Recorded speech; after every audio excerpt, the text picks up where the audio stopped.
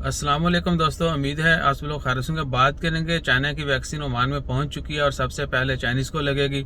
उसके अलावा ओमान में कुछ खारजियों को मंशिया स्मगलिंग के सिलसिले में जो है गिरफ्तार किया गया।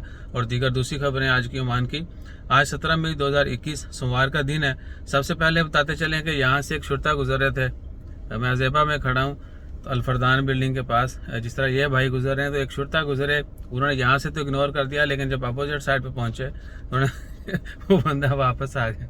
टक टक, हाँ जी क्या हो रहा है भैया, why you are recording video? No, I am recording myself. तो मैंने उनको दिखाई, वो उनकी भी वीडियो दिखाई, वो मैंने तस्वीर लगाई जो थंबनेल के अंदर।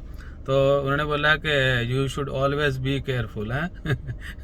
मैंने उसको बताया कि हम ये करते हैं, बोला बी केयरफुल है। तो स्पेशली सिक्योरिटी फोर्सेस की जो है वो बेशक किसी भी यूनिफॉर्म में हो, कोशिश करें कि अवॉइड करें। और इससे पहले बीच के ऊपर भी हुआ था, शुरता जो है कुरम बीच के ऊपर ईद के सेकंड डे 14 मई को हम बच्चों के साथ घूम रहे थे। तो शुरता गाड़ी में घूम रहे थे, उन्होंने बच्चों को कॉल की। ईसार इब्राहिम हमारे साथ थे और दूसरे और भी बहुत सारे बच्चे खेल रहे थे और चॉकलेट दे रहे थे वो। सो उस दिन भी हम वीडियो बना रहे थे, उन्होंने बोला कि नो वीडियो प्लीज़। तो क्या है कि सिक्योरिटी फोर्सेस की वीडियो, वैसे भी आपको पता है कि सोशल मीडिया के ऊपर न्यूज़ में भी जो है बार बार शेयर किया जाता है कि किसी भी सिक्योरिटी की, कोई भी गाड़ी की, कोई भी मूवमेंट हो रही हो, किसी भी तरह की कोई वीडियो बना के शेयर मत की जाए।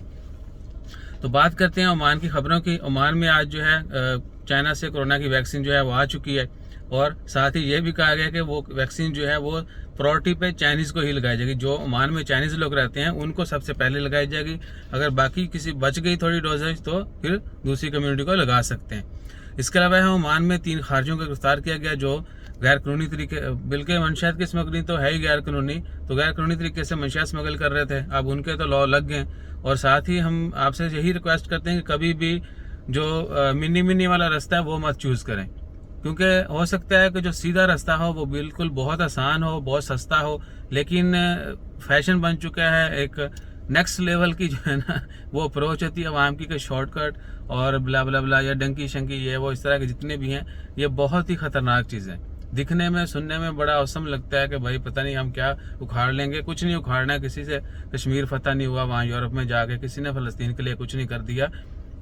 तो क्या है कि हमेशा लीगल तरीके से देखें, हर चीज़ को जो है पॉजिटिवली लाजमी देखें। उसका नेगेटिव पहलू आपको जानना चाहिए, लेकिन हर चीज़ को पॉजिटिव लें। ऐसा नहीं है कि आप जो है ना मंशिया शॉर्टकट के चक्कर में पाया तो पाइया का लाइया नहीं होती है, आगे अरबापति हो जाएंगे।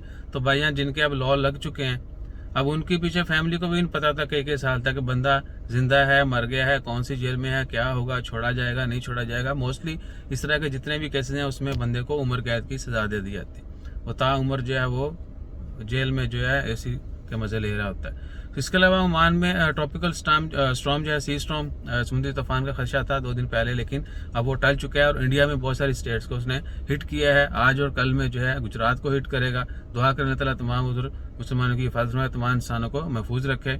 उसके अलावा ओमान की अब तक की कोई खास खबर नहीं है। जैसे कोई मजीद इंपॉर्टेंट खबरें आती हैं वो भी आपके साथ शेयर करते हैं। अपना ख्याल रखिएगा, दुआ में याद रखिएगा और हमारा ख्याल रखने के लिए लाइक शेयर सब्सक्राइब कीजिएगा। जज़ाकल्लाह।